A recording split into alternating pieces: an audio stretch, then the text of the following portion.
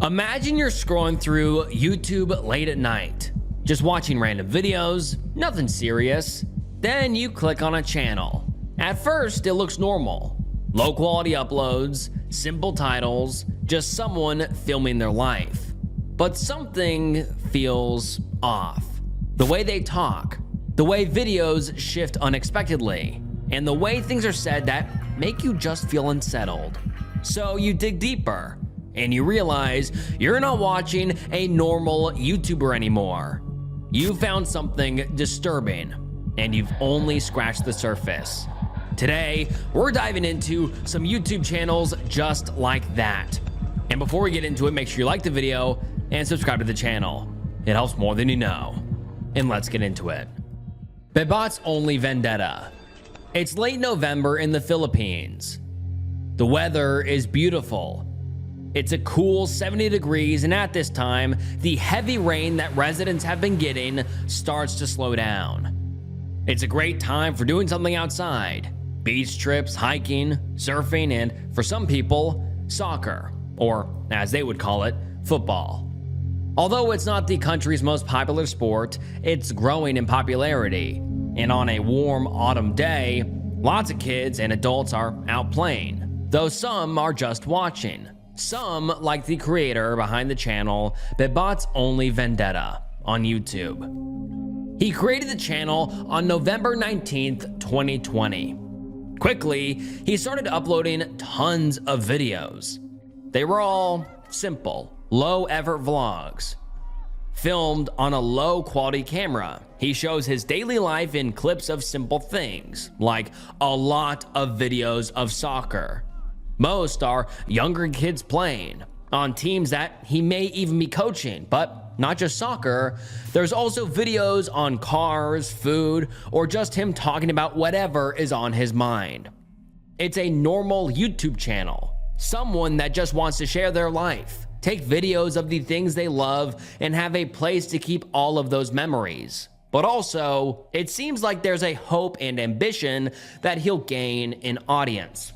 In fact, he starts out a lot of videos by talking to this audience, despite the low amount of views and comments most videos get. Even in his first video, he opens up with saying, "Hello, true believers. This is Bebot's Only, and I know everybody has been wondering where I've been in the past, but here I am." Kinda odd for someone's first video on a new channel. It raises a few questions. Is this person just a little egotistical, or even a bit delusional? Or is there more backstory to this channel than these seemingly ordinary videos are letting on? Well, it seems like it when I come across one video that stands out. To say the least, it's titled, "Bebot's Only Charged with R-Word and Trafficking, Arrested in the Philippines."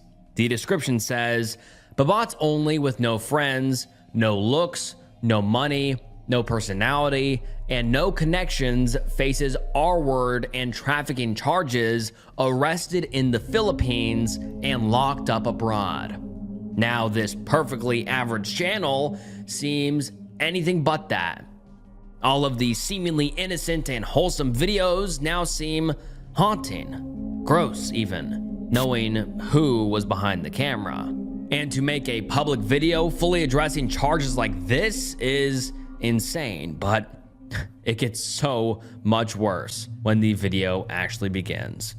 He starts out by reassuring everybody. That's right, calming down his fans that everything is fine. He was only just charged with an evil, heinous crime. A crime which he has court papers laid out in front of him. You know, the literal evidence for us to see. But despite that, he spends 19 minutes and 33 seconds basically talking in circles.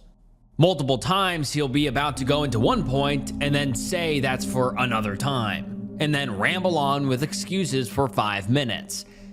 At one point he says, "Like I said, I have all the paperwork, I have all the documents, I have all the evidence, I have all the transcripts, I can even probably give you a sample of it. Maybe I will, maybe I won't, but I mean, that's gonna be for another video." But this is supposed to be the video that addresses and clears up all of this. If he's really innocent and has all the proof of that, it would make sense that he would show us that. Well, no. I guess he just assumes we'll believe that the proof exists and happily listen to his bullshit excuses and justifications. Like, for example, he goes on and on and on about the Philippine law enforcement, putting blame on them. The Philippines is known for its corruption and corruption. You might as well say lazy people are lazy. That's the #1 reason why they're corrupt instead of doing it the right way. They do it the wrong way because there's nothing harder than doing it the right way. And you're saying, well, wait a second. That was only what do you mean, the corruption and the hard way. And because they filed, the same police officers filed not only one, not only two, but 3 cases or even 3 different branches, that means they're doing their jobs and they're not being lazy because it's 3 different places. Yes, initially that's what you'd think, and that's the biggest problem when it comes to the Philippines, is the perception of people is completely all wrong. If you feel like he's talking without actually saying anything, you're not the only one. And it's like that for the entire video, like this. You know the answer to all the questions. The problem is just accepting or bridging together the 2 realities, and there's nothing harder than the truth and the reality, because I've said here in the Philippines that truth is in no way it's detrimental to survival. So when people here are living day to day just trying to survive, the truth is the first victim over here. Genuinely, what the hell is he talking about? Watching this feels like I'm watching a kid try to lie their way out of getting grounded. It's maddening. There's no proof that he's not guilty, no real explanation, no accountability, not even a backstory into what happened. He just shows us literal court documents that show he's been legitimately arrested, but he talks for 20 minutes about how it's all fake without giving a single reason. So he doesn't want to say what happened. Luckily, some users on Reddit figured out the real story. In July of 2018, an enraged mother in Batangas filed a complaint to police about a man who was taking photos and having intimacy with her very young daughter. This man was Mark Christian Catley, as we can see from this news broadcast, which is Babat's only vendetta. Police tracked him down in a hotel where he was in bed with these victims. Once investigated, cops found out that it wasn't just these 2 girls. What was actually happening was he was paying them in cash and then getting them to find more young people, usually young, vulnerable girls who were looking for money. Sounds a lot like another infamous monster that we all know. And this man is just as sinister, because not only was he doing all of this for his sick enjoyment, but he was posting his pictures and possibly videos on his own site. So now I understand why he may be talking like he has fans, because there are probably hundreds, if not thousands of people that were watching the disgusting content he posted. And it's those people he needed to reassure. The grossest part, they want him to come back. When will you start Babat's only dating again? To which he says, I never stopped. I wasn't able to figure out what the dating videos were, and it's probably another horrific thing that this man contributes to society. And this is the most enraging thing about all of this. He's still going. He got out somehow. He's able to make this video because he's not rotting in jail.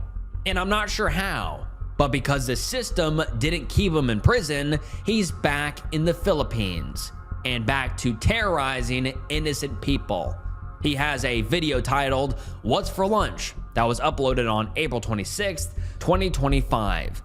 He's eating a meal at a restaurant with 3 very young people, probably teenagers. There's nothing outright wrong with this video, but Is there really any reason for some guy in his 30s or 40s to be out with teenagers, especially an offender? And then one user's comments make it obvious there's more going on. They say, "The king is back." Another fan. Another monster who wants the sickening content that Babatz only gave before he got arrested. And 7 years later, when things have cooled down, he's right back to it. There's tons of users on Reddit who are reporting this and trying to get it shut down. And hopefully this video also sheds some light on it, but honestly, it doesn't seem like Mark has stopped, or plans to any time soon. His most recent video was uploaded April 1st, just 13 days before writing this video. It's titled, "Is YouTube Dead?" In it, he basically explains that YouTube doesn't excite him anymore because he has other platforms where he can control who's viewing it more. I have an idea of what that platform could be and why he wants to control the audience before he got caught. This time by people on Reddit who are going over to his page and letting him know how they feel. People that aren't just going to let this monster run rampant.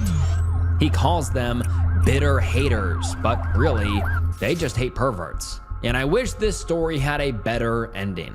That Mark got the ending he deserved, but in reality, Mark is still out there doing whatever he's doing.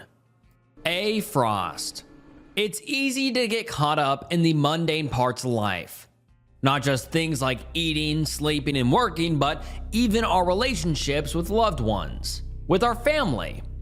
We get used to the way people around us act, start to predict the things they say, know what they're gonna order at a restaurant, or what movie they're gonna watch. We have expectations, and things get comfortable. But for the family of Austin Hurriff, all sense of normalcy was shattered on August 15th, 2016. Austin had a great relationship with his little sister.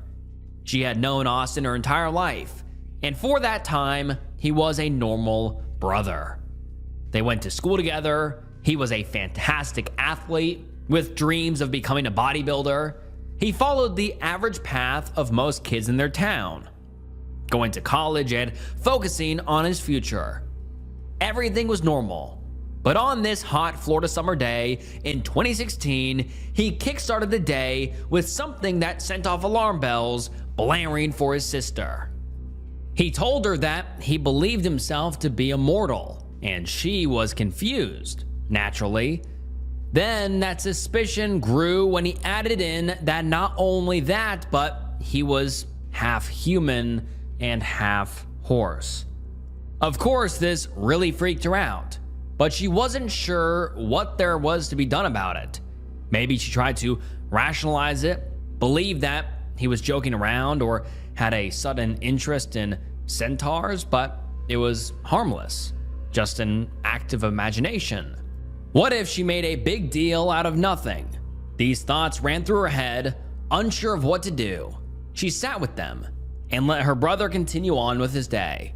After seeing his sister, he had plans for dinner with his father, Wade Hurriff.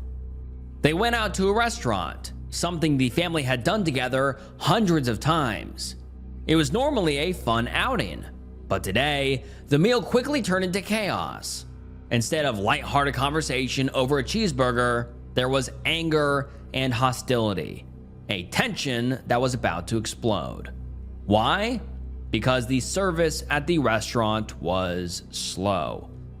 Only Austin was upset though, but not just annoyed, this was rage.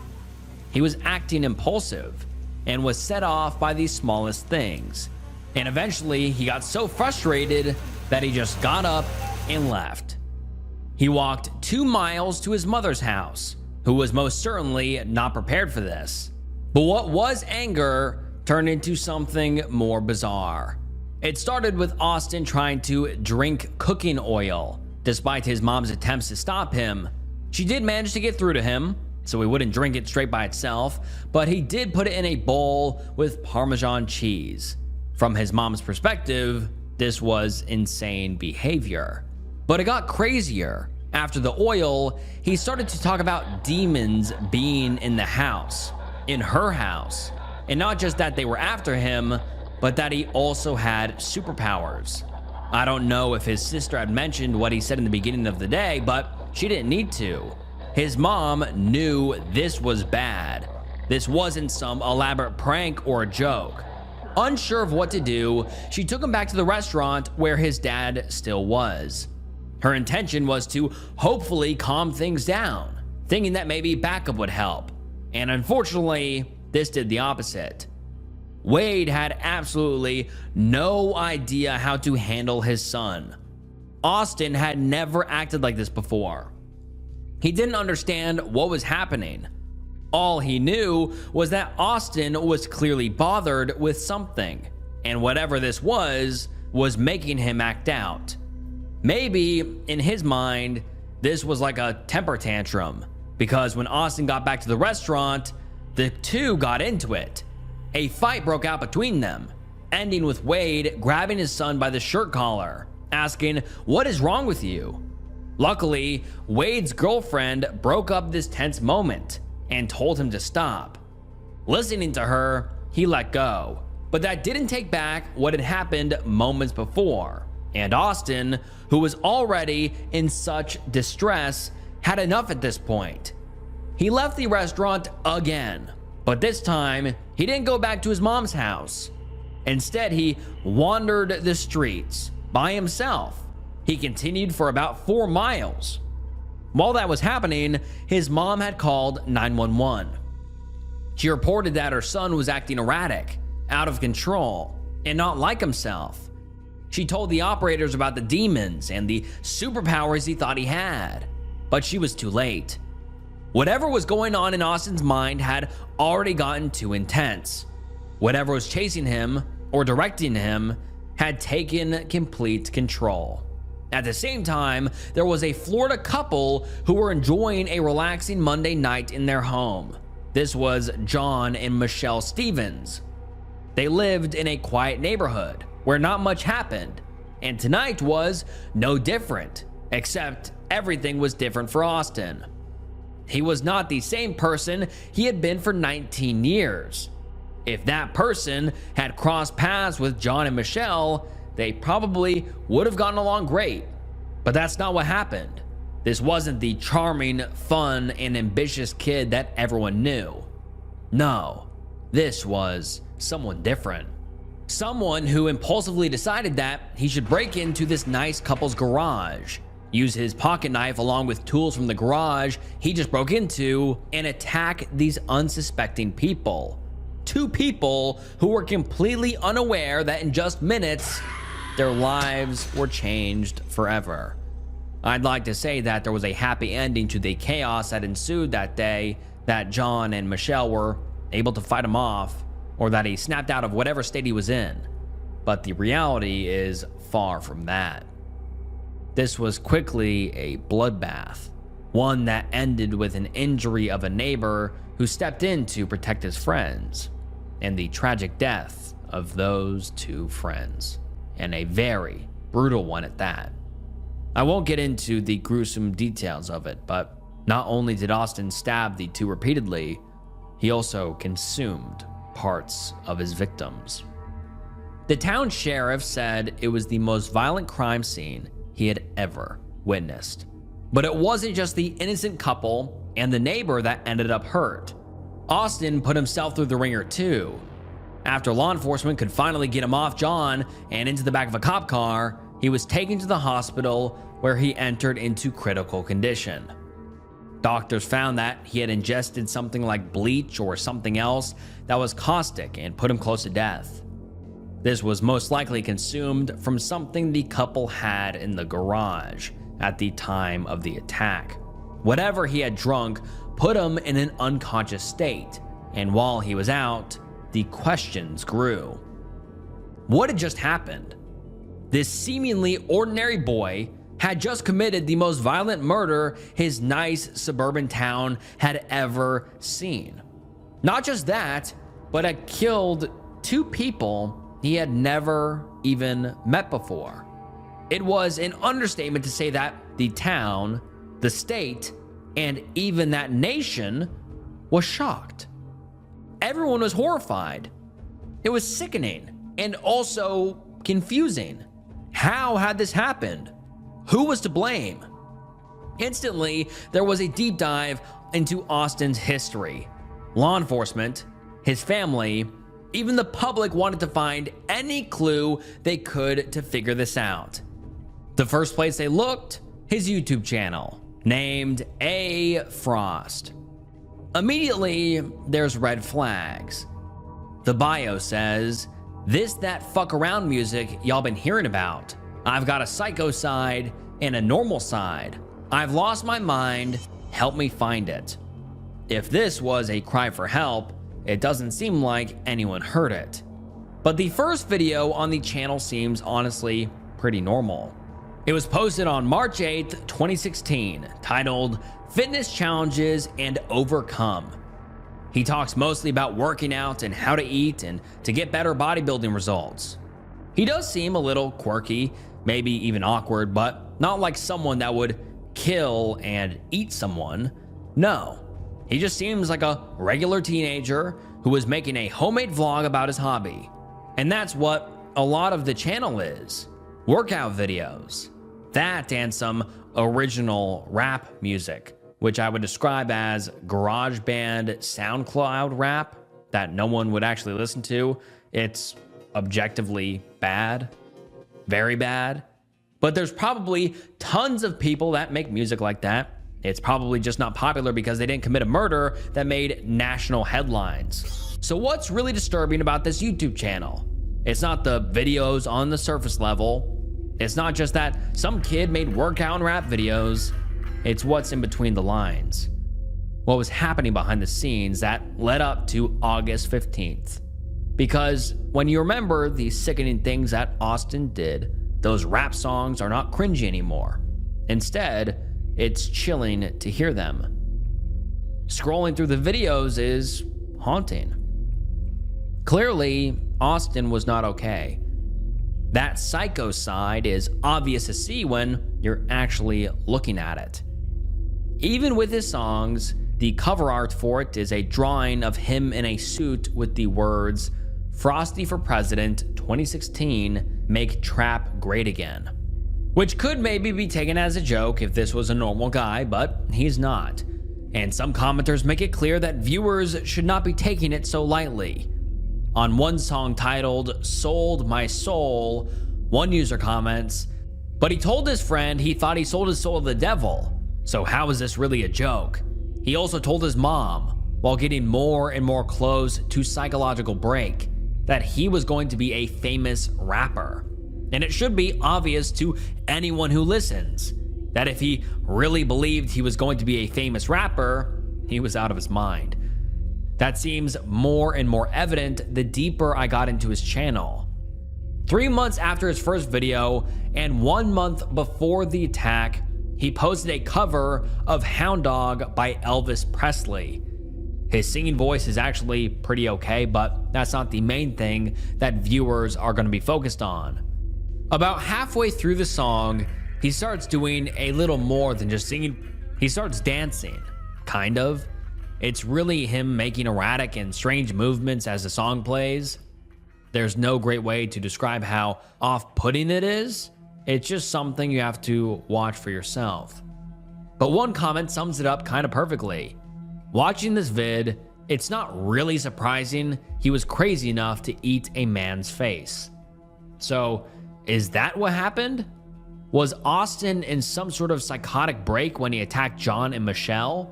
Well, it sure seems like it. And when Austin finally woke up and got to a stable condition, he was evaluated by 3 psychologists, who all concluded that Austin was in fact in psychosis and also diagnosed him with bipolar 1.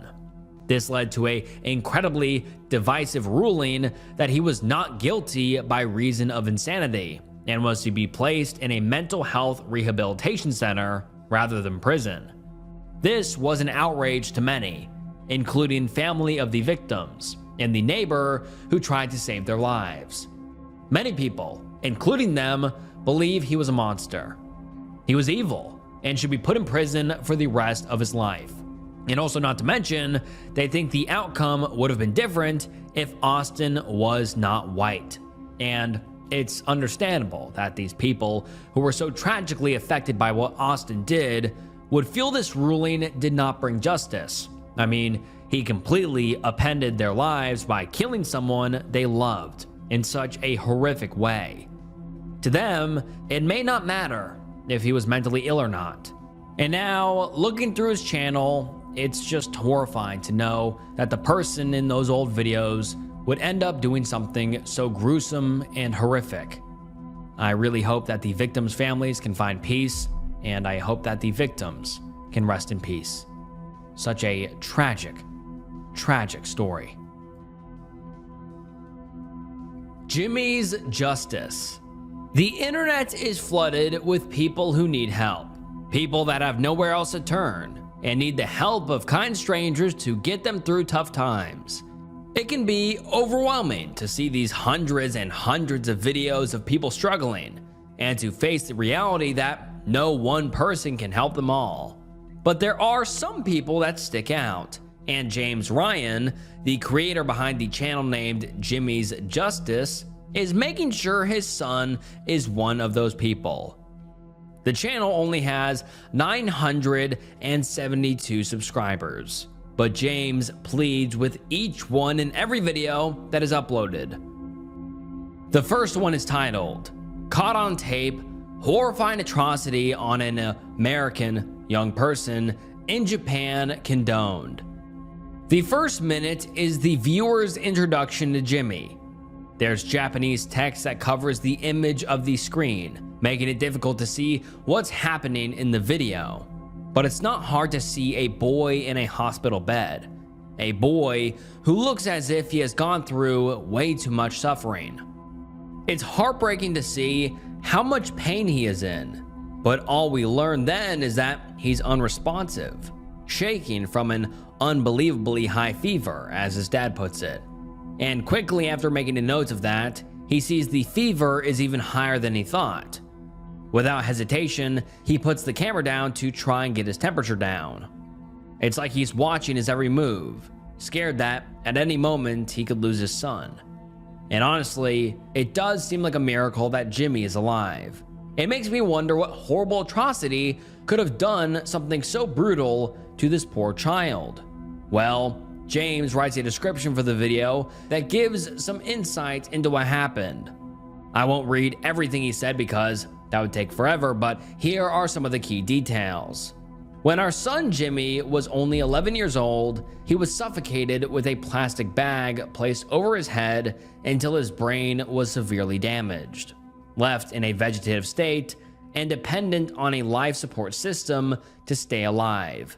The Japanese military doctors had no informed consent or medical reason to put a plastic bag over a child's head until brain death, and only admitted to the plastic bag suffocation because my wife and an outside surgeon had asked why Jimmy had a red mark around his neck. We have tape-recorded evidence of one doctor who suffocated our child, who then abandoned our child to die, who then withheld therapy, who then conspired to cover up the crime and deny any involvement or knowledge of what happened to Jimmy. They first insinuated that his father may have been the cause of Jimmy's brain damage. This was the very same doctor calling another hospital doctor 2 days before his condoned crime to conspire with him to report father for neglect to Child Protection Agency. Why? I can't help but wonder the same thing. Why?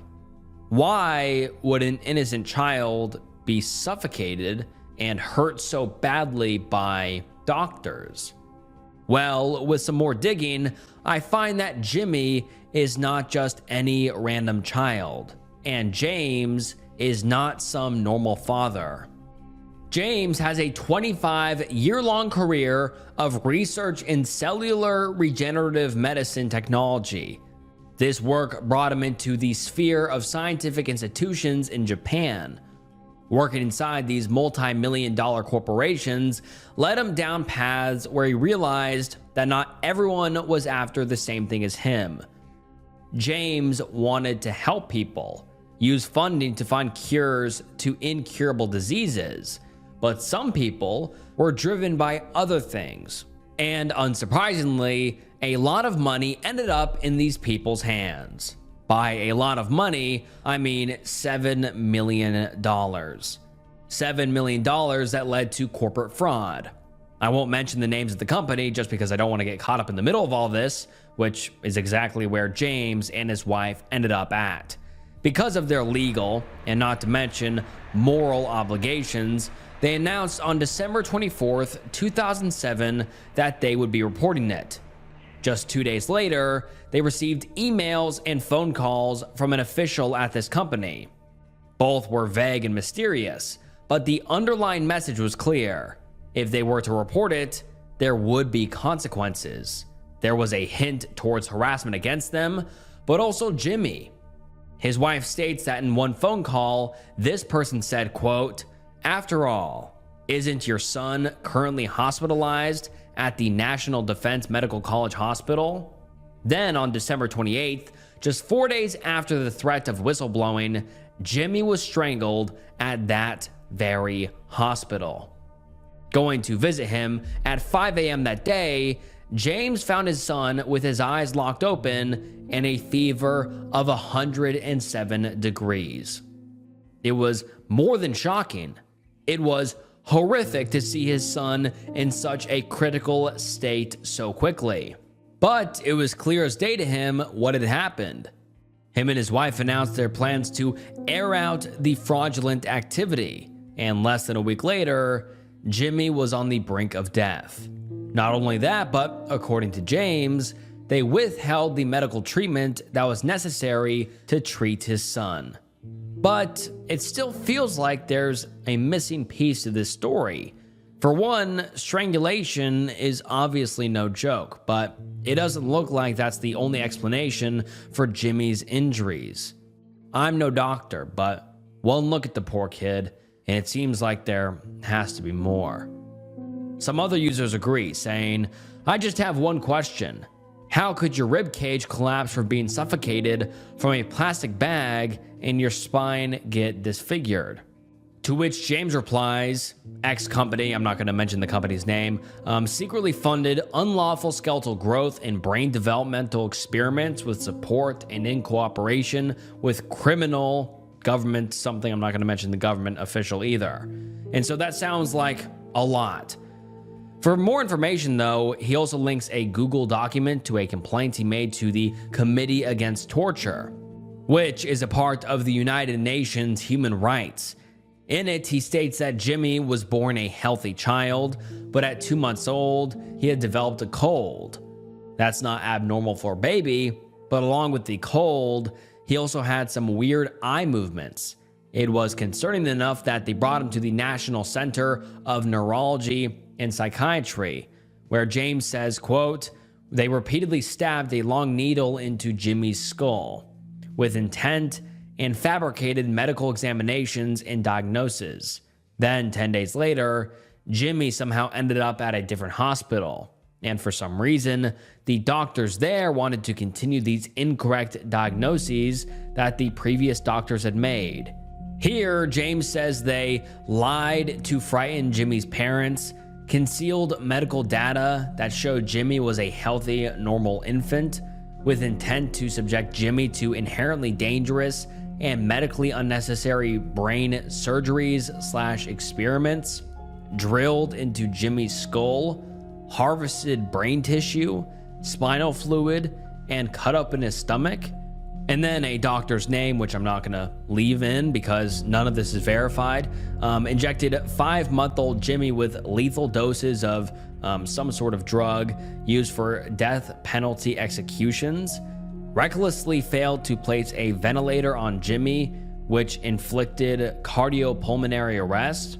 Without informed consent, doctors tested 57 types of epileptics, psychotropic, and anesthetics drugs on a U.S. infant who survived torturous brain surgery experiments.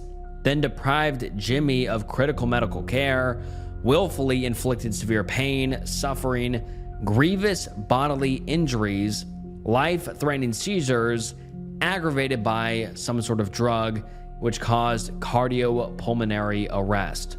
But this is before the whistleblowing incident. So why all of these cruel, barbaric experiments? Well, James says that it was racially motivated. In what way? I'm not entirely sure. Jimmy was born in Tokyo and is half Japanese on his mom's side, but I believe he holds American citizenship from his dad. So is this presumed racism because of his American heritage since he's in Japan? That's my first thought. But James also mentions that it's because of his darker skin. But they're also in Japan, so it's sort of unclear where the racism is coming from. And if that is the reasoning behind all of this torture, that's insane. A lot of it is the timeline. James says that all of these experiments, which resulted in severe health complications, happened 10 years before the strangulation. It's only fair to be surprised that nothing worth mentioning happened in that time, and also to wonder how Jimmy has been surviving that long. There's some people that are not afraid to ask these questions. On a video titled, "Warning, Graphic, Child Suffocated by Japanese Doctors with Plastic Bag, May be Upsetting," the video even starts out with text that mentions that his life expectancy is now very short. Some viewers are very confused and want answers. Someone says, "Is there any new photo or video evidence? It seems like all the videos you keep showing are from many years ago. Is he even still alive?" I've watched 2 videos made by other YouTubers where one of them dug into everything you have posted and what your name is tied to. It's weird that you own a medical company. When searching up the address, it leads to a 3 to 4 house bedroom. This doesn't add up. It seems you are even unclear about when this happened. Why was your son in the hospital in the first place? Did he have prior medical issues? If you had just been clear and given more evidence, I would never question this situation. Honestly, though it's a little invasive, they're pretty reasonable questions. James doesn't think so. Most of his replies are just commenting the link to the Google Doc over and over again. And then when the previous user responds, he adds in a passive-aggressive and frustrated comment like, "I do not mean to sound rude, but are you a child or young person?" These questions are of someone who has most likely never created a company. I'm not sure how creating a company is relevant to the situation at hand, but clearly the questions are bothering James. And then on the flip side, his vague answers are bothering people that don't understand what's happening. Some are even going as far to believe that he's lying, and there's actually something much worse going on in an already pretty awful situation. 3 years ago, someone says, "Why would a doctor suffocate a boy?" Also, if true, why would they not finish the job if they wanted to kill them? What's the payoff for the doctors? If you have proof of a confession, why aren't the police doing something? Why are you so certain that they specifically suffocated him with a plastic bag if you weren't there? I hate to say it, but I'm getting strong vibes that maybe you possibly suffocated him with a bag and you're blaming the doctors so they won't figure out it was you. I'm sorry if I'm wrong, but I'm getting weird vibes from you, sir. You are way too adamant and certain about the details. Something's not right here. He responds aggressively, enraged, and feeling like this person is tormenting his family. And look, it's understandable. Whatever the backstory is, the kid is sick either way. Not just sick, but in extreme and unbelievable pain and suffering. But it does feel a little hard to help when the details are so hard to understand.